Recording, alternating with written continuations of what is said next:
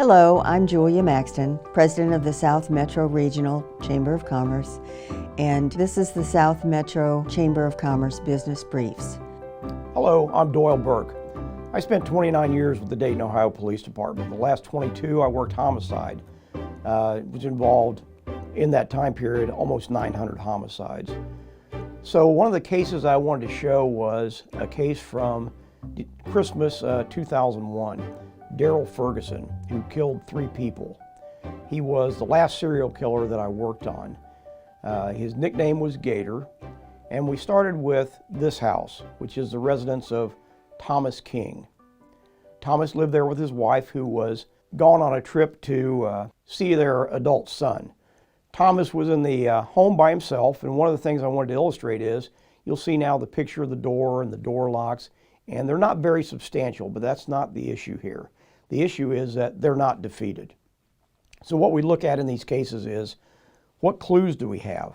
The first clue is, he had to let the person in because none of the locks are defeated.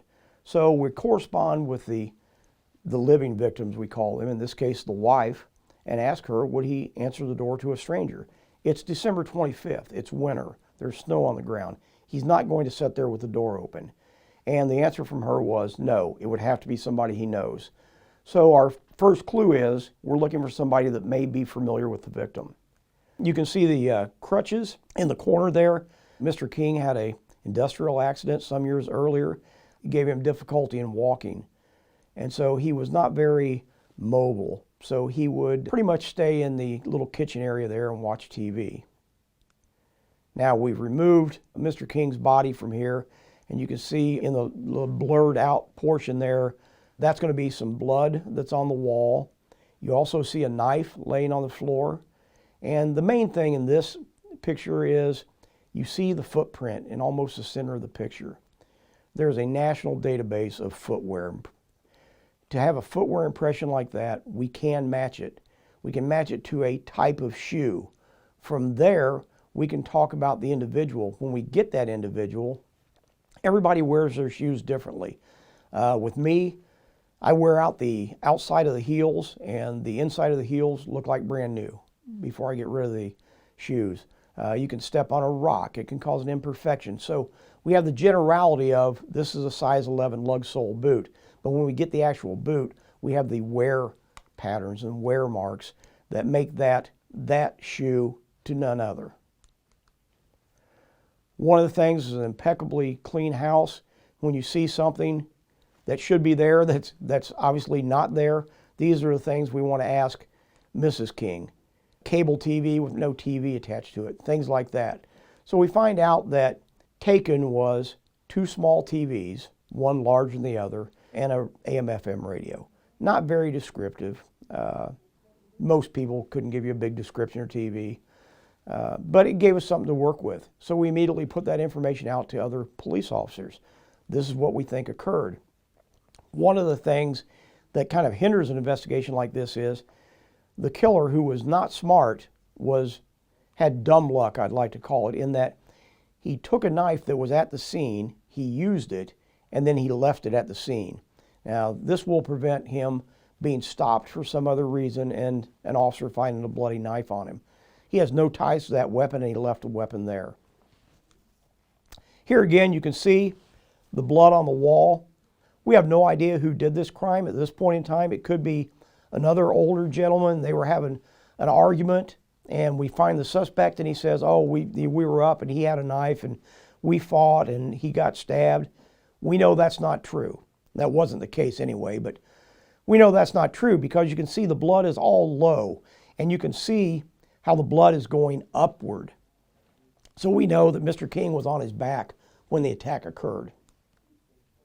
The next morning, we end up at Arlie and May Fugate's house. Their adult son could not get a hold of them by phone, so he went over to check on their well-being. When he went in, you can see this is similar. This door even has an alarm, and the alarm was not triggered. So again, it's our thoughts that they had to know the suspect and let him in. You can see this house is a little different. In Thomas King's house, the suspect took items that were in plain view. He took a radio and 2 TVs. Didn't spend much time there. In this one, he's getting bolder. He again used a knife that was at the scene. He used it and he left it at the scene.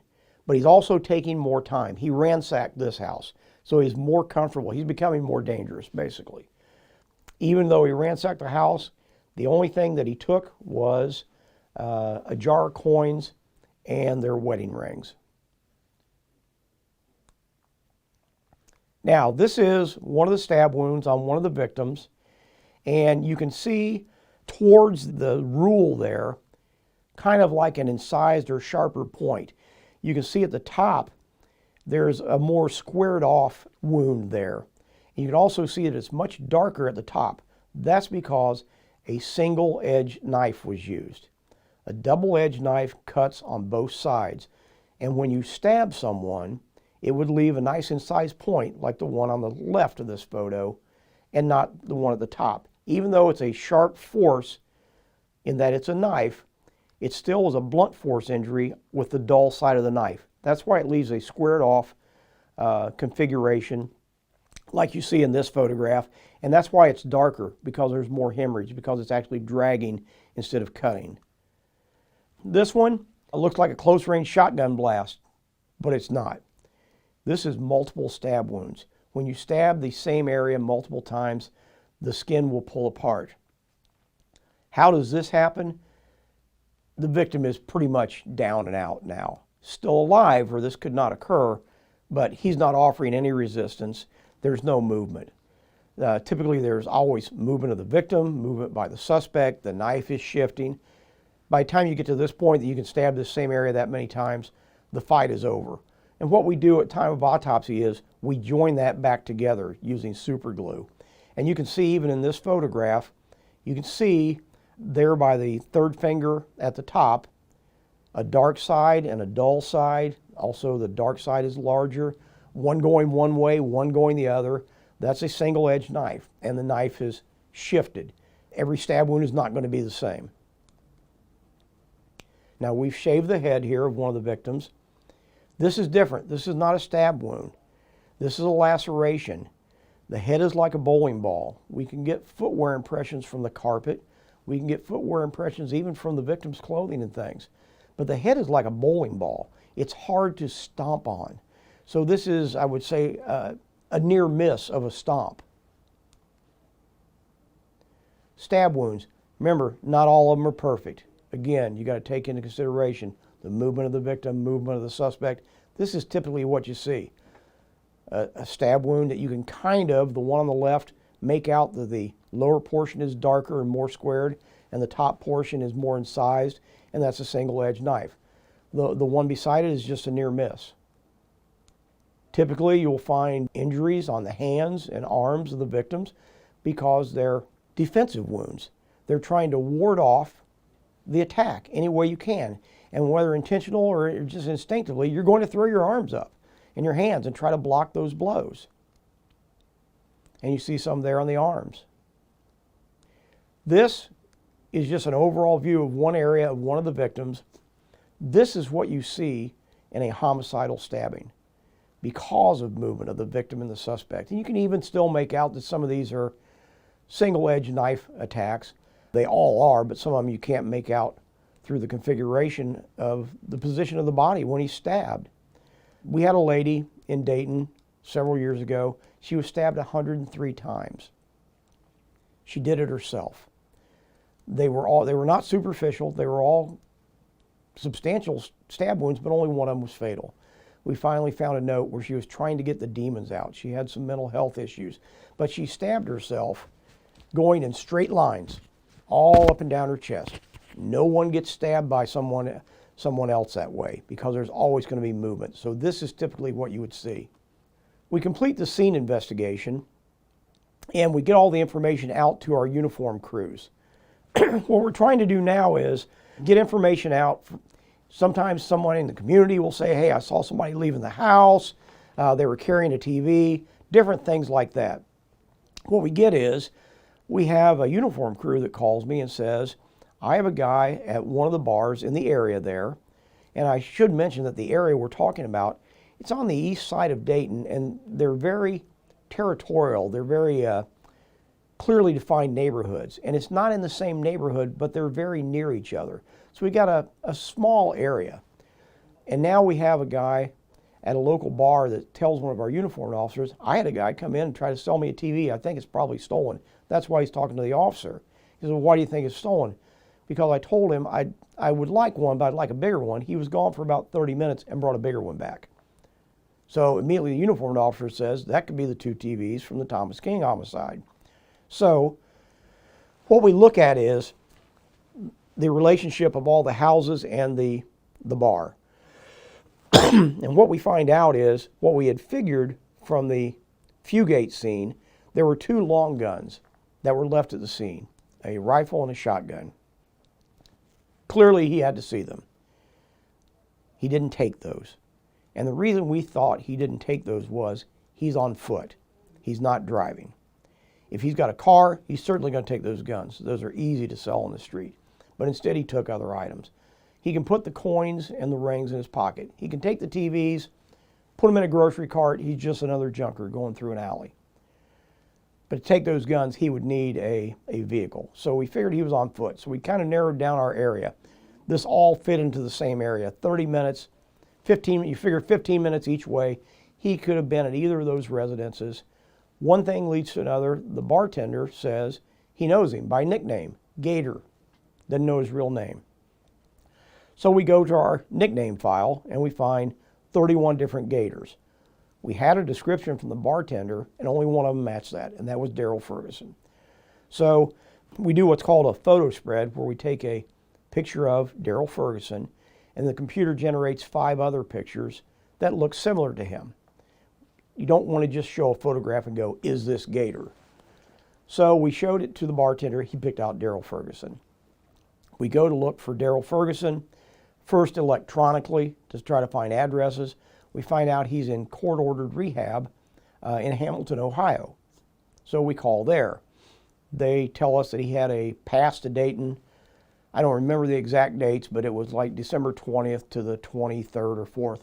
But he had to be back before these homicides occurred. So the next question is he there? And he never returned. And there's so many days that go by before that's reported. So they were not remiss in not reporting it, but at least they let us know that he did not return. So now he was still our best suspect. And what I tell everybody and what I tell other detectives when we're training them is you can have multiple suspects. Anybody could have done this. Somebody had a problem with this guy. Somebody had a problem with that guy. And you can get to all of that. But when you have a promising lead, you work that lead until it's fruition. You either get to a point where you go, this is the guy. All that other stuff is gone. Or you get to the point where you go, this is not the guy. Then we move on to the next most promising direction. And that's the way you solve these things. So our next stop is the home of Darrell Ferguson, Gator's stepfather and mother. Go to the door, and I'm dressed as I am now with a badge. And we always take uniformed officers with us, so there's no mistaking who we are. Tell his stepfather that, I'm Detective Burke from Homicide, and the first words out of his mouth are, is this about those people that Darrell killed? That's a clue. So we talked to him, and he has no problem cooperating with us, but he would never call in. That Darrell had called him, that he needed to know if he could come over there, and he wouldn't let him stay there, but if he could come over there and wash some blood off his clothes, to which he said no. So we asked where else Darrell could be. He had a girlfriend on 3rd Street. This is not like TV. This is Christmas. There's 3 of us working. Everybody else is on Christmas vacation. We don't have 20 guys surrounding a house in covert cars. We got me and my partner and one other guy that are looking in this house. And we can see movement in the house. Our dilemma is if we approach the house and play our cards and he's not there, he's not coming back to there. We have no other area that we know him to frequent. So we can see there's more than one person there. We decide to make our move. So we go. His girlfriend opens the door, answers the door. She opens the door wide enough that we can see in and we can see Darrell laying on the couch. So we go in, we arrest Darrell. In a bag next to the couch, he has his clothing. He's just in his underwear at this point in time. he has his clothing, and in it is bloody clothing, bloody pants, especially the bottoms where he was stomping on the victims, the lug sole combat boots, shirt and a jacket. So obviously we get a search warrant and we get that. But now I've got Darrell. And obviously Darrell is our main focus, and there's nothing better than a confession. We know that the lab is going to match up that blood. There's so much forensic work that went into this, and that is the norm today. I mean, if you go to court now without forensic work, or at least the effort, there's times you can't get DNA, or there's times you can't get a fingerprint, or you don't find the weapon. But it's expected. It's on TV 24 hours a day, and it's very beneficial to us. My wife is a prosecutor, and she loves all of this, but we agree. The defense can always kind of minimize the importance of the DNA. Oh, well, he had blood because he ran through that scene, but he didn't do anything, or whatever. It's hard to acquit a guy that's on videotape saying, I did it. So we strive for the confession. And we did get a confession from Gator, and you'll see a portion of that. What we got from him is what I like to call a nice lie fashion. I did it, but I've been going through a lot of problems. I blacked out momentarily, then I realized what I did. So I went and tried to kill myself because I knew what I did was wrong. All that is so important. This is a death penalty case. And one of the things that's going to be an issue is, did he know right from wrong? Not is he a rocket scientist, not does he have mental deficiencies. Did he know what he did was wrong? And when he says on video, I tried to kill myself because I knew what I did was wrong, that's it. He's still going to be evaluated. But nevertheless, you'll see next a brief part of the confession. The actual confession lasts 30, 40 minutes. You would be bored 5 minutes in. But we never stop anybody from talking. If they're talking and they're willing to talk to us, we keep going.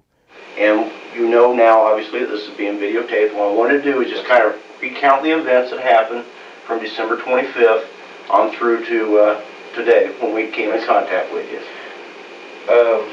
December 25th, I was out and about. I went to my Uncle Tom King's house. Okay. I knocked on the door. Uncle Tom got up out the seat and answered the door. I went inside. I sat down for a minute, talked to my uncle and stuff. And, after a period of time, I blacked out. And when I did what I did, I came to, I'm nervous. I was going through a lot of stuff at that time when I seen what I did. Okay. And what we were talking about, you earlier said you remembered taking a knife from the kitchen. Yes, the knife is from the kitchen. Okay.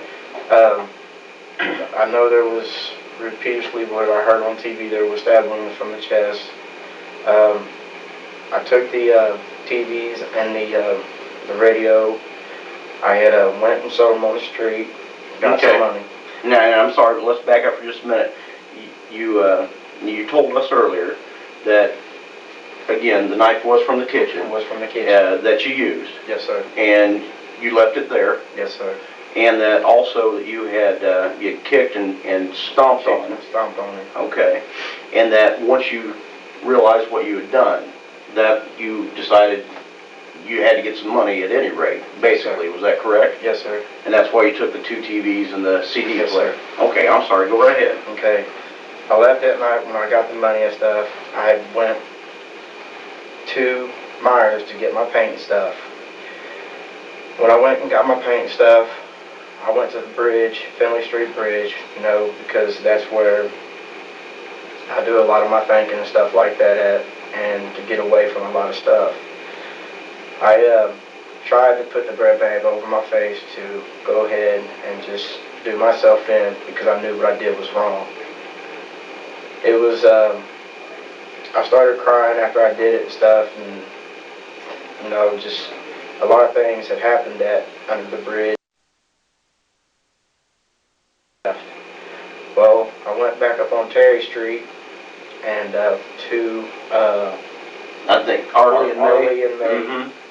And they had opened the door, May did, and I went in to ask to use the bathroom. When I came out, I did it again. It was just a blackout increase, and I went, got a knife, and had done the same thing.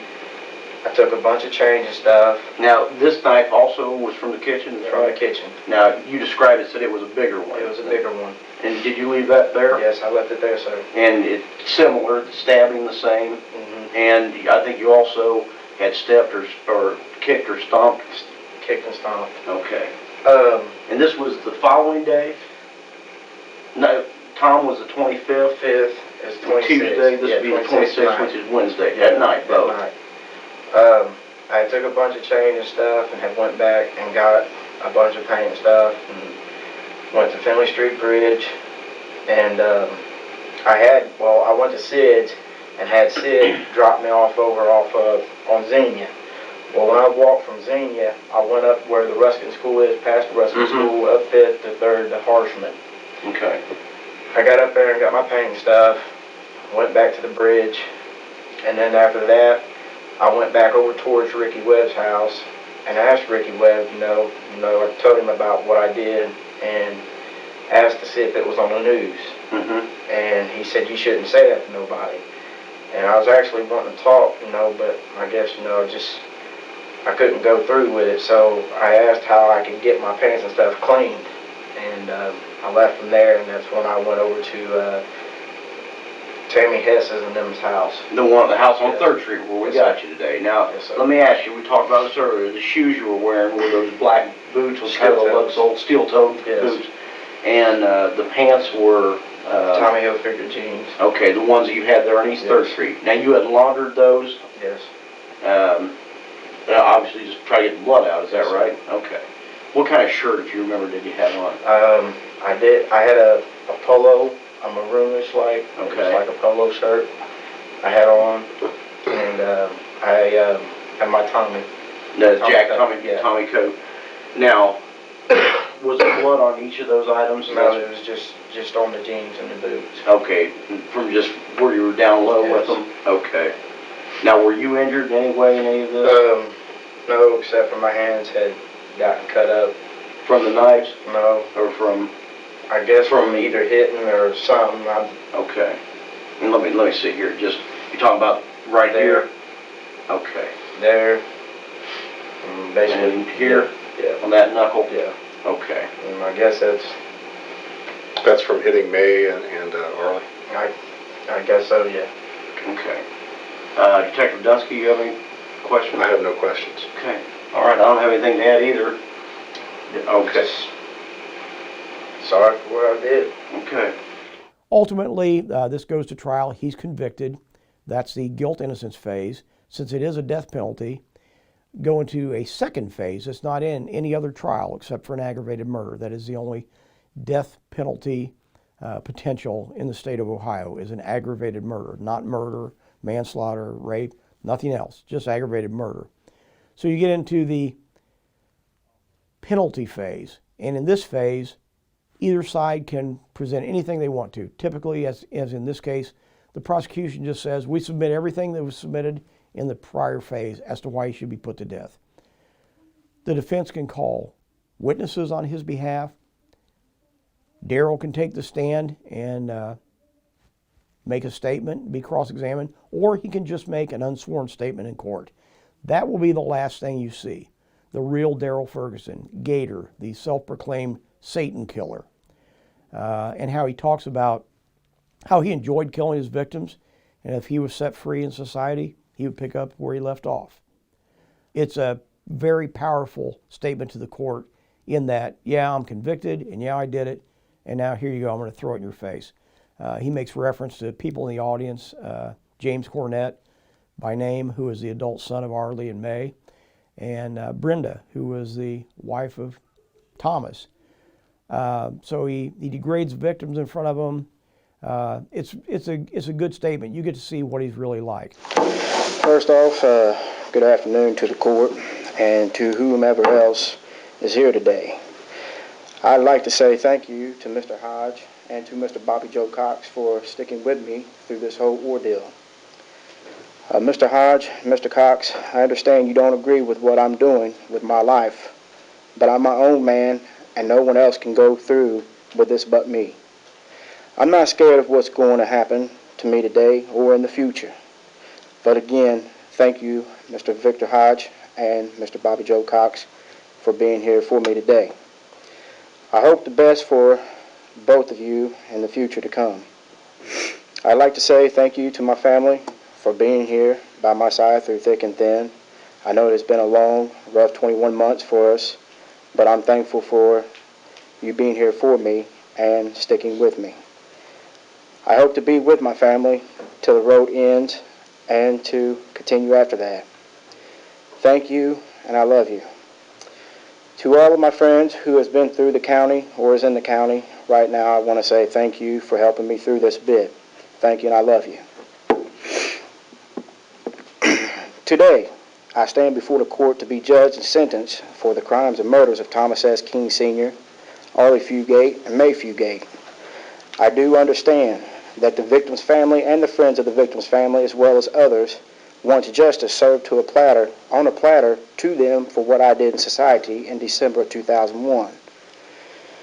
Brenda King and James Cornett, I know you do not like what I did to your loved ones, and I know you probably think I'm an evil person, but on my own behalf and speaking before the court, and you can put this on the record and do remember what I'm about to say, to you, Brenda King, and to you also, James Cornett,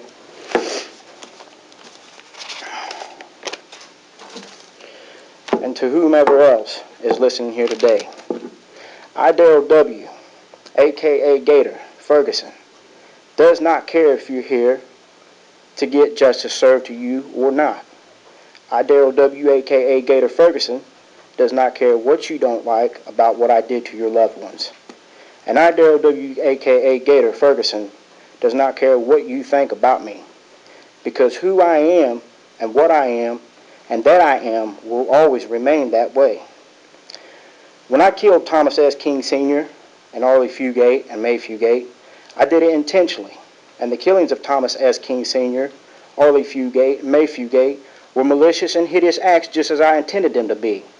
I took the satisfaction, Brenda King and James Cornett, of killing your loved ones with pleasure, and I enjoyed it. Brenda King and James Cornett, I want to tell you both something while you're here in earshot range.